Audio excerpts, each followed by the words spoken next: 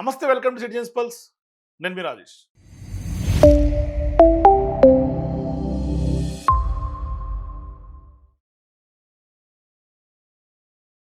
ప్రస్తుతం దేశ రాజకీయాల్లో 4 రాష్ట్రాల్లో జరగబోయే ఎన్నికలు అందరి దృష్టిని ఆకర్షిస్తుంది. అయితే నేను ఈ సర్వే గురించి ఏ ఏ పార్టీకి ఏ ఏ కూటమిలకు ఎన్ని స్థానాలను చెప్పబోయే ముందు మీరు కూడా ఆయా రాష్ట్రాల్లో ఏ పార్టీకి విజయావకాశాలు ఎక్కువగా ఉన్నాయి, మీ అభిప్రాయాన్ని ఖచ్చితంగా కామెంట్స్ రూపంలో తెలియజేయండి. అట్లాగే వీడియోని లైక్ చేసి మీ మిత్రులకు కూడా షేర్ చేయండి. అట్లాగే అక్కడ ఉన్నటువంటి రాజకీయ సమీకరణలు ఏ విధంగా ఉన్నాయో కూడా మీ అభిప్రాయాన్ని తెలియజేయండి.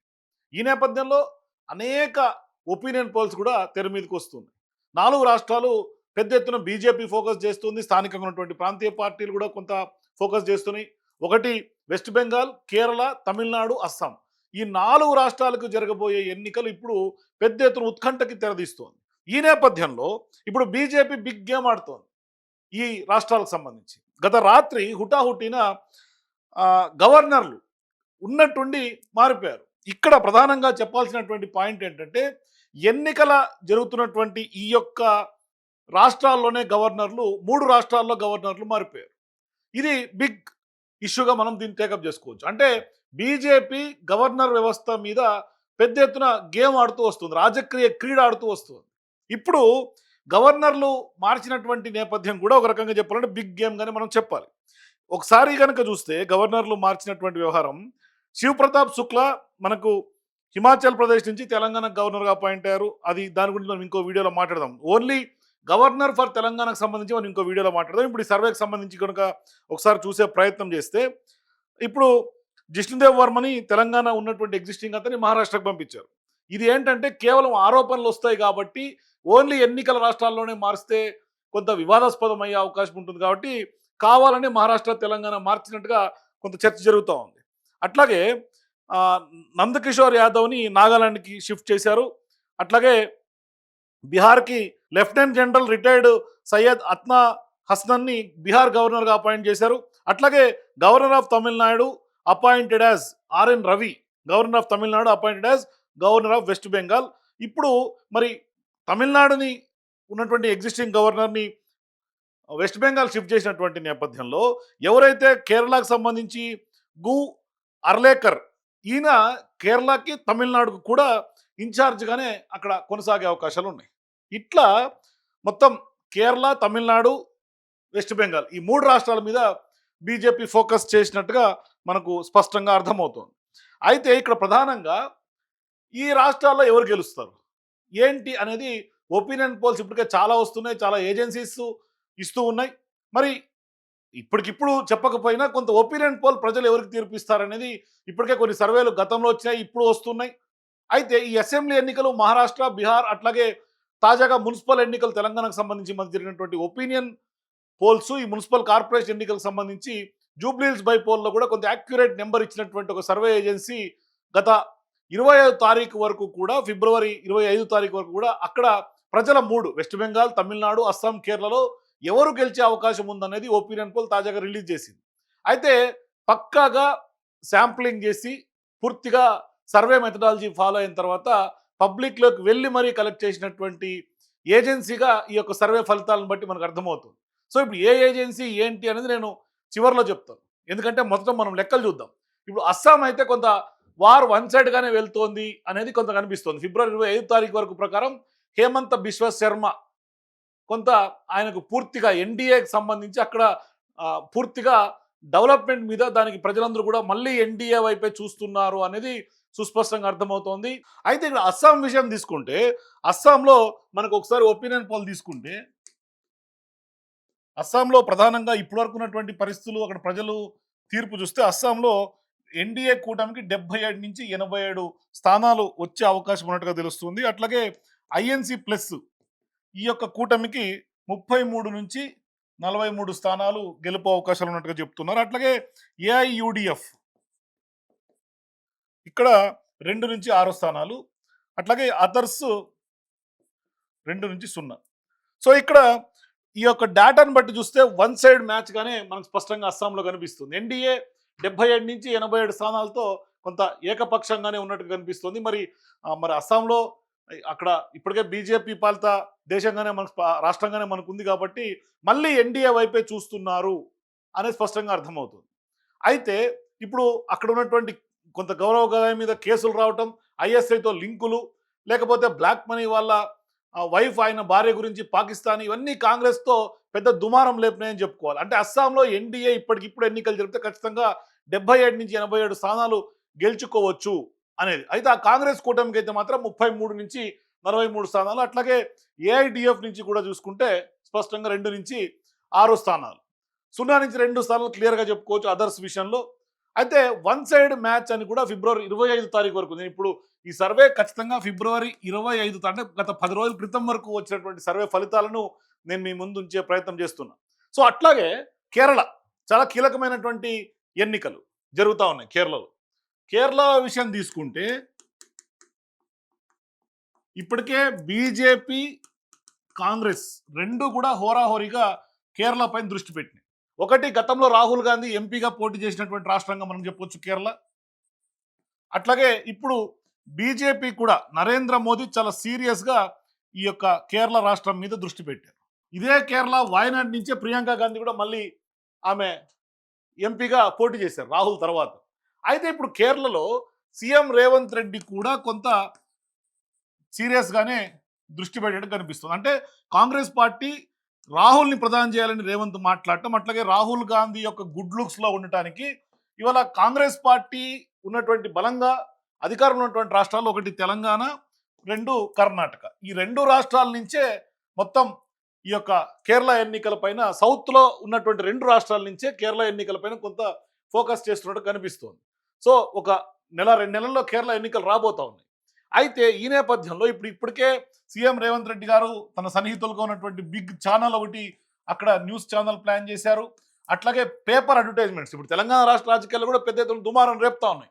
తెలంగాణకు సంబంధించినటువంటి ఐఎన్పిఆర్ యాడ్స్ కేరళలో పెద్ద ఎత్తున ఫ్రంట్ పేజీలో ఇస్తున్నారు. అంటే ఇక్కడ గతంలో ఎట్లయితే కర్ణాటక ఎన్నికల్లో 5 గ్యారంటీలు అప్పుడు కాంగ్రెస్ పార్టీ చెప్పి ఇక్కడ సక్సెస్ చేశామని చెప్పి తెలంగాణలో 6 గ్యారంటీల విషయంలో గెలుచుకున్నారు, ఇప్పుడు ఈ 5 గ్యారంటీలు 6 గ్యారంటీలు కూడా కేరళల మీద ఇంపాక్ట్ చూపించే దిశగా ఇక్కడ మేము సక్సెస్ చేశాం, ఇన్ని ఉద్యోగాలు ఇచ్చామని ప్రజాధనాన్ని, ఐఎన్పిఆర్కి సంబంధించినటువంటి ప్రజాధనాన్ని, అంటే తెలంగాణ ప్రభుత్వం యొక్క ప్రజాధనాన్ని తీసుకెళ్లి కేరళలో పెడుతున్నటువంటి పరిస్థితి కనిపిస్తుంది.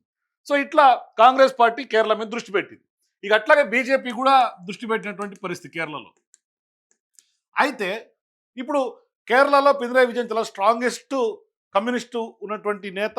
అట్లాగే అక్కడ ఇప్పటికిప్పుడు ఎన్నికలు పెట్టినా అక్కడ కొంత కమ్యూనిస్టులే గెలిచే అవకాశం ఉంటుంది. అయితే కేరళలో ఎప్పటి నుంచో కొంత లెఫ్ట్ డెమోక్రటిక్ ఫ్రంట్, అట్లాగే కమ్యూనిస్ట్ పార్టీ, లేదంటే కనుక యునైటెడ్ డెమోక్రటిక్ ఫ్రంట్, కాంగ్రెస్ కూటమి, వీళ్ళిద్దరిదే అధికారంలోకి మార్చుకుంటూ ఉంటారు.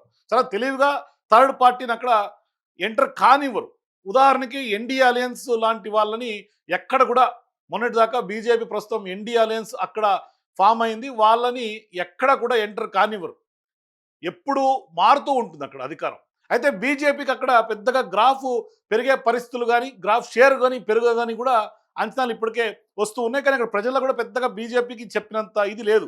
కానీ కేరళలో ఇప్పటికిప్పుడు ఎన్నికలు జరిగితే అక్కడ ఖచ్చితంగా యూడిఎఫ్ అంటే కాంగ్రెస్ కూటమికి సంబంధించి కొంత మెజారిటీ కనిపిస్తున్నట్టుగానే కనిపిస్తుంది. అంటే కాంగ్రెస్ కొంత ఆశాజనకంగా కనిపిస్తుంది.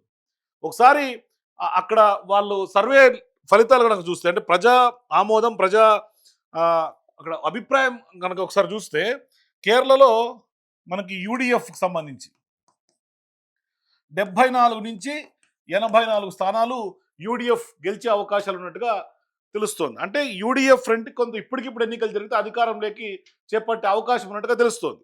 ఇక అట్లాగే ఎల్డిఎఫ్ విషయం తీసుకుంటే ఎల్డిఎఫ్ 55 నుంచి 62 స్థానాలు ఎన్డిఎఫ్ గెలిచే అవకాశాలు ఉంటాయి. అయితే ఇక్కడ ఎన్డీఏ ఇక్కడ కీలకంగా కింగ్ మేకర్గా మారబోతోంది. అంటే 1 నుంచి 4 స్థానాలు అక్కడ ఎన్డీఏ గెలుపు అవకాశాలు ఉన్నట్టుగా తెలుస్తోంది.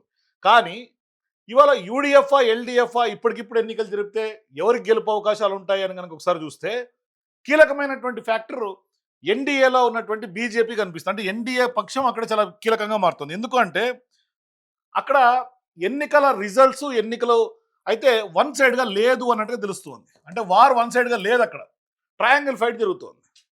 మరి ఇక్కడ బీజేపీ మేజర్ ఫోర్స్ అయ్యే అవకాశం ఉంటుంది, మరీ ముఖ్యంగా సౌత్ సెంట్రల్ సీట్స్ మీద. అంటే కేరళలోని సౌత్ సెంట్రల్ సీట్స్ మీద ప్రధానంగా బీజేపీ జెండా ఎగరేసే అవకాశం ఉంటుంది. 1 నుంచి 4 స్థానాలు గెలిచినప్పటికీ చాలా వరకు ఈ యొక్క ఇతర కేరళ ప్రాంతాల్లో కూడా కొంత స్ప్లిట్ అయ్యే అవకాశాలు ఉంటాయి. అంటే బీజేపీ ఓట్ బ్యాంక్ని స్ప్లిట్ చేసుకునే అవకాశాలు ఉంటాయి. ఇది సుస్పష్టంగా మనకు కేరళలో కనిపిస్తుంది గ్రాఫ్ అక్కడ. అంటే యూడిఎఫ్ కానీ ఎల్డిఎఫ్ కానీ ఎవరు గెలిచి తీరుతారు ఇప్పటికిప్పుడు అంటే, మరి కాంగ్రెస్ కూటమా లేదంటే అక్కడ లెఫ్ట్ డెమోక్రటిక్ ఫ్రంటా అంటే, స్పష్టంగా వాళ్ళ యొక్క గెలుపుని డిసైడ్ చేసేది మాత్రం బీజేపీ. అంటే ఏ ప్రాంతాల్లో ఎన్ని ఓట్లు చీలుస్తుంది, ఎన్ని ఓట్లు చీలుతుంది అనే దాన్ని బట్టి అక్కడ గెలుపోవటం డిసైడ్ అయ్యే అవకాశాలు ఉన్నాయి. సో కాబట్టి కేరళలో అయితే మాత్రం వార్ వన్ సైడ్గా లేదనే విషయం స్పష్టంగా చెప్పుకోవచ్చు. ఎందుకంటే బీజేపీ ఓట్ షేర్ మీద రిజల్ట్స్ ఖచ్చితంగా డిపెండ్ అయి ఉంటాయి అనేది వీళ్ళు కూడా స్పష్టంగా చెప్తున్నారు ఈ సర్వే రిజల్ట్స్. మరి ఇప్పుడు బీజేపీ సౌత్ సెంట్రల్ సీట్స్లో కేరళలో ఒక పెద్ద మేజర్ ఫోర్స్ అవుతుంది అనేది మాత్రం స్పష్టంగా వీళ్ళు ఇచ్చినటువంటి సర్వే రిపోర్ట్ ప్రకారం మనకు కనిపిస్తోంది. నిజంగా మరి బీజేపీ అంత ఇంపాక్ట్ చూపిస్తుందా, ఎంత స్ప్లిట్ చేస్తుందో చాలా కీలకంగా మారే అవకాశం ఉంటుంది. ఇక మరో ముఖ్యమైనటువంటి రాష్ట్రం తమిళనాడు. తమిళనాడులో పొత్తులు ఇంకా కూడా కొంత స్పష్టంగా రావాల్సినటువంటి అవసరం ఉంది. ఎందుకంటే అక్కడ చాలా వేగంగా ఈక్వేషన్స్ మారుతూ ఉన్నాయి. అంటే ప్రతిరోజు ప్రతినిత్యం ప్రతి క్షణం కూడా అక్కడ రాజకీయ సమీకరణలు మారుతూ ఉన్నాయి. అట్లాగే టీవీకే చాలా కీ ఫోర్స్గా అక్కడ అవతరించబోతోంది. మరోవైపు బీజేపీ కొంత అక్కడ పాగా వేసే పరిస్థితి కనిపించట్లా. అయితే ఈ సర్వే చేస్తున్న సమయంలో కొంత కాంగ్రెస్ డిఎంకే వైపు కానీ లేదంటే కనుక అట్లాగే ఎన్డీఏ కొంత డిఎంకే అలయన్స్ కింద చేశారు, కానీ కొంత స్పెక్యులేషన్ అయితే ఉంది కాంగ్రెస్ టీవీకే విజయ్తో వెళ్ళొచ్చు అని. సో ఒకవేళ అదే కనుక జరిగితే ఆ సర్వే మళ్ళీ కొంత అలర్ట్ అవ్వాల్సినటువంటి అవసరం ఉంటుంది. అంటే ప్రస్తుతానికైతే మాత్రం ఎవరు మెజారిటీ ఏంటి అంటే కూటములు పూర్తిగా అక్కడ చాలా వరకు ఈక్వేషన్స్ మారుతూ ఉన్నాయి. మరి గతంలో పళనిస్వామిగా ఉన్నటువంటి ఆయన కొంత బీజేపీలో జాయిన్ అవటం ఏముంది, లేదంటే కనుక ఇట్లా అక్కడ రకరకాల రాజకీయ ఈక్వేషన్స్ ఉన్నాయి. కానీ ఇప్పుడున్నటువంటి ఈ సర్వే చేస్తున్నటువంటి సమయం వరకు ఉన్నటువంటి లెక్క కనుక ఒకసారి మనం చూస్తే తమిళనాడులో, అక్కడ తమిళనాడులో కొంత ఎన్డీఏ ఎన్డీఏకి 96 నుంచి 116 స్థానాలు వస్తున్నట్టుగా ఈ యొక్క సర్వే రిజల్ట్స్ చెప్తోంది. అట్లాగే డిఎంకే ప్లస్ కూడా స్టాలిన్తో పాటు కాంగ్రెస్ కూడా కొంత కలిసి ఉన్నటువంటి నేపథ్యం ఇప్పటిదాకా. ఇక్కడ 88 నుంచి 106 స్థానాలు డిఎంకే ప్లస్ కనిపిస్తోంది. అట్లాగే టీవీకే విజయ్ చాలా కీలకంగా మారబోతున్నారు. 24 స్థానాల నుంచి 32 స్థానాల్లో గెలుపు అవకాశాలు ఉన్నట్టు తెలుస్తుంది. అట్లాగే అదర్స్ చూసుకుంటే 1 నుంచి 4 స్థానాలు. ఇక్కడ ప్రధానంగా టీవీకే విజయ్ ఎవరైతే అక్కడ కొత్తగా నూతనంగా పార్టీ అవతరించి వాళ్ళు తమిళనాడు రాజకీయాల్లో ఒక కొత్త సెన్సేషన్గా మారుతూ ఉన్నారో, ఆ యొక్క టీవీకే పార్టీ చాలా కీలకంగా మారే అవకాశాలు ఉన్నాయి. ఈ యొక్క టీవీకే ఇంకా కూడా కొంత ఎన్నికల నాటికి ఇంకా కూడా ఈ యొక్క సీట్ల సంఖ్య పెరిగే అవకాశం ఉంటుంది. అంటే గ్రాఫ్ పెరుగుతోంది రోజు రోజుకి. ప్రజల్లో కూడా కొంత బలమైనటువంటి విశ్వాసం చొరగొంటూ ఉన్నారు. మరోవైపు డిఎంకే పట్ల ఉన్నటువంటి యాంటీ ఇన్కంబసీ ఇది కొంత టీవీకేకి టర్న్ అవుతానికి స్కోప్ కనిపిస్తుంది. అంటే స్టాలిన్ మీద ఉన్నటువంటి వ్యతిరేకత టీవీకేకి యాడ్ అవుతుంది, ఎన్డీఏకి కొంత యాడ్ అవనటువంటి పరిస్థితి. సో ఈ గ్రాఫ్ ఎన్డీఏ గ్రాఫ్ డౌన్ కనిపిస్తుంది ఇక్కడ. ఇట్లా టీవీకే చాలా వరకు కూడా కొంత తెలివైనటువంటి రాజకీయ ఎత్తుగడలు వ్యూహాలతో ముందుకెళ్లే అవకాశాలు స్పష్టంగా ఉన్నట్టుగా కనిపిస్తుంది భవిష్యత్తులో కూడా. మరోవైపు ఈ సీట్లు మరింత పెరిగే అవకాశం ఉంది. అట్లాగే ఏఐడిఎంకేకి ఉన్నటువంటి అట్లాగే ఇప్పుడున్నటువంటి ఏఎండిఐకే పైన అట్లాగే డిఎంకే పైన ఉన్నటువంటి యాంటీ ఇన్కంబసీ కొంత టీవీకేకి యాడ్ అయ్యే అవకాశాలు ఉన్నట్టుగా స్పష్టంగా తెలుస్తుంది. అంటే ఇక్కడ జరుగుతున్నటువంటి ఈ యొక్క ఫిగర్స్ మ్యాజిక్ ఇదంతా కూడా 25 ఫిబ్రవరి నాటుకున్నటువంటి పబ్లిక్ పొజిషన్. తర్వాత మళ్ళీ రాజకీయ సమీకరణలు మారొచ్చు, లేదు అంటే విజయ్ గురించి చాలా వరకు వస్తున్నటువంటి అంశాలు అనేక అంశాలు ఇట్లా చాలా ఉన్నాయి. తమిళనాడుకు సంబంధించినటువంటి రాజకీయం గేమ్ చాలా ఫాస్ట్గా మారుతోంది.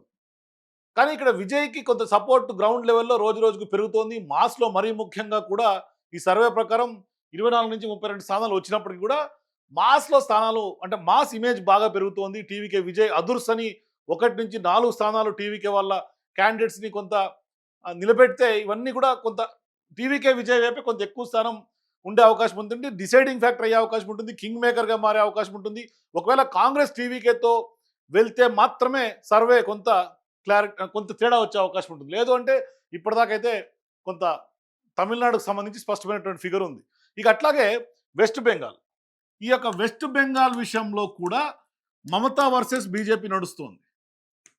ఇప్పటివరకు ఉన్నటువంటి మమతా బెనర్జీ అక్కడ అధికారం కోల్పోవడానికి సిద్ధంగా లేదు. ఇక్కడ ప్రధానంగా వెస్ట్ బెంగాల్లో ఎవరైతే రోహింగ్యాలు ఈ యొక్క సమస్య చాలా కీలకంగా మారుతోంది. ఇది ఈ యొక్క ఎన్నికలను కూడా డిసైడ్ చేస్తుంది. అట్లాగే రీసెంట్గా నిర్వహించినటువంటి ఎస్ఐఆర్ ఎన్నికలకు సంబంధించి కూడా తీవ్రమైనటువంటి కలకలం రేపుతోంది. అంటే బీజేపీ కొంత ఈ యొక్క రాష్ట్రం మీద ఫోకస్ చేస్తోంది. బీజేపీ ఎటు తిరిగైనా ఇక్కడ మమతాని కూలదోసి బీజేపీ అధికారంలోకి రావాలన్నది బీజేపీ యొక్క కళ. అంటే ఇప్పుడు ఇండియాలో మొత్తం కాషాయమయం చేసే దిశగా బీజేపీ అడుగులు వేస్తుంది. సో అటువంటి దాంట్లో భాగంగా వెస్ట్ బెంగాల్లో కూడా కొంత బీజేపీని చేజిక్కించుకోవాలని కూడా స్పష్టంగా కనిపిస్తుంది. వెస్ట్ బెంగాల్ ప్రజలు కొంత డైరెక్ట్గా చెప్పడానికి కూడా భయపడతారు. అంటే ఒపీనియన్ పోల్స్ తీసుకునేటప్పుడు స్పష్టంగా వాళ్ళు కొంత భయపడతారు వెస్ట్ బెంగాల్. అంటే ఎవరికి ఓటేస్తారని, లేకుంటే ఎవరి వైపు ఉంటారు, ఇదంతా కూడా కొంత వాళ్ళు పూర్తిగా బయటకు చెప్పే పరిస్థితి. ఎందుకంటే వెస్ట్ బెంగాల్లో అదొక రకమైనటువంటి రౌడీయిజం ఉంటుంది. ఆ యొక్క రాష్ట్రంలో పెద్ద ఎత్తున వెస్ట్ బెంగాల్ మమతా బెనర్జీకి సంబంధించినటువంటి టీఎంసీ పార్టీ యొక్క రౌడీయిజం ఉంటుంది. అంటే అక్కడ రౌడీయిజం ఎంత మేరకు కొంత ఎక్కువ అంటే 2021లో అసెంబ్లీ ఎన్నికలు అయ్యాక, అట్లాగే 2024 పార్లమెంట్ ఎన్నికలు అయ్యాక కూడా టీఎంసీ గూండాలు ఇళ్లలోకి చొరబడి బీజేపీకి ఓటేసినటువంటి వాళ్ళని ఇళ్లలోనే చొరబడి వాళ్ళని హత్య చేసినటువంటి ఉదంతాలు ఉన్నాయి. వెస్ట్ బెంగాల్లో చాలా వరకు కూడా ఎవరికి ఓటేస్తున్నారు అనేది మాత్రం అక్కడ ఉన్నటువంటి ప్రజలు ఎవరు చెప్పరు, ఒపీనియన్స్ కూడా షేర్ చేయరు. అంటే వాళ్ళు ఎవరికి ఓటేశారనేది చెప్పరు. ఎందుకంటే వెస్ట్ బెంగాల్లో మమతా బెనర్జీ చాలా తెలివిగా హిందూ ఓట్స్ని స్ప్లిట్ చేయడానికి కాంగ్రెస్తో ఎలయన్స్లోకి వెళ్ళటం లేదు, కమ్యూనిస్టులతో కూడా ఎలయన్స్లోకి వెళ్ళడం లేదు. తమ ఇండివిజువల్గానే వెళ్ళాలనుకుంటోంది ఈసారి మమతా బెనర్జీ. ఇదే టైంలో ముస్లింకి సంబంధించినటువంటి పార్టీలన్నీ కూడా ఐయుఎంఎల్ లాంటివి లేకపోతే ఎంఐఎం వీళ్ళందరూ కలిసి ఒక ముస్లిం ఫ్రంట్ కూడా కిందికి కొంత ఏర్పడే అవకాశం ఉంటుంది. అంటే సో పెద్ద ఎత్తున ఆ దిశగా గ్యాంబుల్ అవుతోంది అక్కడ. అంటే పోలరైజ్ అవుతోంది. ముస్లిం ఓటర్స్, హిందూ ఓటర్స్ పోలరైజేషన్ పూర్తిగా ఎటువైపు వెళ్తుంది అనేది ఇక్కడ మనం ఇప్పటికిప్పుడు చెప్పలేం. కొన్ని రోజులు తర్వాత స్పష్టంగా గ్రౌండ్ రియాలిటీ మనకు అర్థమయ్యే అవకాశం ఉంటుంది వెస్ట్ బెంగాల్లో.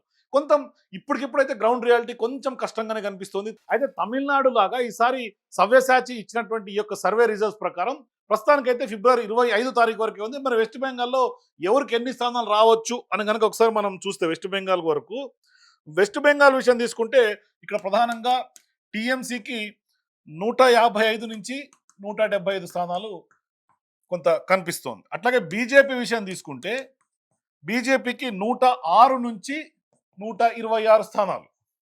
అట్లాగే అదర్స్ 2 నుంచి 6. అంటే ఇక్కడ కేవలం స్ప్లిట్ 2 కూటముల మధ్య కనిపిస్తోంది. చాలా టైట్ ఫైట్ కనిపిస్తోంది.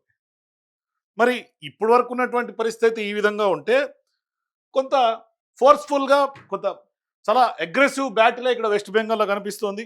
చాలా వరకు చాలా టైట్ ఫైటు. కొంత మమతా బెనర్జీ ఇప్పటికే కొంత పెద్ద ఎత్తున ప్రజల్లోకి ఉన్నటువంటి నేపథ్యంలో, ప్రజల మాస్ ఫిగర్గా ఉన్నటువంటి నేపథ్యంలో ఎన్నికల టైంకి ఏదో ఒక మ్యాజిక్ మమతా బెనర్జీ చేసే అవకాశాలు ఉంటాయి. అందుకనే ఇప్పటికిప్పుడు రాత్రి గవర్నర్ని మార్చడం, ఇదంతా కూడా బీజేపీ ఒక బిగ్ గేమ్గా వెస్ట్ బెంగాల్ మీద చెప్పుకోవచ్చు, ఒక బిగ్ ఎత్తుగడ చేస్తోంది. కానీ గతంలో కూడా ప్రశాంత్ కిషోర్ వెస్ట్ బెంగాల్లో ఈమె కోసం పనిచేశారు. ఈ మధ్య కాలంలో కూడా బీజేపీ వాళ్ళు ప్రశాంత్ కిషోర్ సంబంధించినటువంటి ఆఫీసుల మీద, వెస్ట్ బెంగాల్ మమతా బెనర్జీకి సంబంధించినటువంటి డేటాను మొత్తం వాళ్ళ ఆఫీసుల మీద దాడులు చేసి ఈడీ తీసుకెళ్ళిపోయింది. అంటే పెద్ద ఎత్తున బీజేపీ వెస్ట్ బెంగాల్ మీద ఫోకస్ చేస్తోంది. అందుకనే ఆ యొక్క మమతా బెనర్జీ ఏకంగా ప్రశాంత్ కిషోర్ సూచనల మేరకే గతంలో కొన్ని డ్రామాలు ఆడినటువంటి నేపథ్యాన్ని కూడా మనం గుర్తు చేసుకోవాలి. సో చాలా క్లియర్గా వెస్ట్ బెంగాల్లో ఫియర్సీ బ్యాటిల్ అయితే స్పష్టంగా కనిపిస్తోంది. వెస్ట్ బెంగాల్లో ఇప్పుడు అంటే ఈ మనం సర్వే గురించి మాట్లాడుకునే సందర్భంలో 5% ఓట్ షేర్ కనుక అటు ఇటు అయితే ఈ ఫిగర్ కాస్త 147కి మారే అవకాశాలు కూడా బీజేపీకి ఉంటుంది. అప్పుడు ఖచ్చితంగా స్పష్టమైనటువంటి బీజేపీ కూడా కొంత కీలకంగా అడుగులు వేసే అవకాశాలు ఉంటాయి. అంటే ఇప్పటికిప్పుడు మనం ఏమి దీని మీద క్లారిటీగా పూర్తిగా గ్రౌండ్ రియాలిటీ ఇదే అని మనం చెప్పలేము. ఎందుకంటే ఇది ఒక న్యూట్రల్గా ఉన్నటువంటి సర్వే ఏజెన్సీ ఇచ్చినటువంటి లెక్క ప్రకారమే, వాళ్ళు విడుదల చేసినటువంటి డేటా ప్రకారం మనం మాట్లాడుతూ ఉన్నాం. కానీ చివరి నిమిషంలో కూడా మేనిఫెస్టో రిలీజ్ చేసిన తర్వాత, ప్రజలకు ఇస్తున్నటువంటి హామీలు విడుదల చేసిన తర్వాత ఇవన్నీ కూడా కొంత అక్కడ ప్రజల మూడ్ మారే అవకాశం ఉంటుంది. మరి ప్రస్తుతానికి తమిళనాడులో కూడా, అస్సాంలో కూడా, కేరళలో ఇట్లా చాలా వరకు కొంత different different game, political game అయితే నడుస్తోంది. బెంగాల్లో మాత్రం కొంత ఫియర్సీ బ్యాట్లే, ఎడ్జ్ మాత్రం కొంత టీఎంసీకే ఉంది అని ఇప్పటివరకు ఇచ్చినటువంటి లెక్కల ప్రకారం చెప్పుకోవచ్చు. కానీ ఇతర రాష్ట్రాల్లో అది తమిళనాడు కానీ, కేరళ కానీ, లేదంటే కానీ అస్సాంలో కానీ కొంత డిఫరెంట్ బ్యాటిల్ కనిపిస్తుంది. ఏ రాష్ట్రాలకు ఆ రాష్ట్రాలు డిఫరెంట్ బ్యాటిల్ కనిపిస్తుంది. ఆ 4 రాష్ట్రాల్లో వెస్ట్ బెంగాల్ చాలా కీలకంగా, పెక్యులర్‌గా మారే అవకాశం ఉంటుంది. ఎందుకంటే అంటే ఈ రాష్ట్రం మీద బీజేపీ ఫోకస్ చేస్తుంది. కేరళ మీదేమో కాంగ్రెస్ పార్టీ చాలా సీరియస్‌గా దృష్టి పెట్టింది. అక్కడ వాళ్ళు చేస్తున్నటువంటి ఎత్తుగడలు చూస్తుంటే. సో, మొత్తం మీద 4 రాష్ట్రాల ఎన్నికల్లో కొంత ఎన్నికలైతే చాలా దేశవ్యాప్తంగా అందరి దృష్టిని ఆకర్షించేలా కనిపిస్తున్నాయి. మరోవైపు నెక్స్ట్ రాబోయే పార్లమెంట్ ఎన్నికలు కూడా ఇక్కడి నుంచే కొంత ఒక టర్నింగ్ పాయింట్‌గా కూడా మారే అవకాశాలు ఉంటాయి. సో, చూద్దాం ఏం జరగబోతుందో. మీరు కూడా ఈ 4 రాష్ట్రాల్లో ఏ కూటమి, ఏ పార్టీ అక్కడ విజయం సాధిస్తుంది, అక్కడ ప్రజలు ఎవరికి పట్టం కట్టే అవకాశం ఉంది, భవిష్యత్తులో ఆ యొక్క రాజకీయ పార్టీల యొక్క భవిష్యత్తుని ఈ 4 రాష్ట్రాలు కూడా డిసైడ్ చేసే అవకాశం ఎంతవరకు ఉంటుంది? మీ అభిప్రాయాల కింద నాకు కామెంట్స్ తెలియజేయండి. For more videos please watch citizens pulse.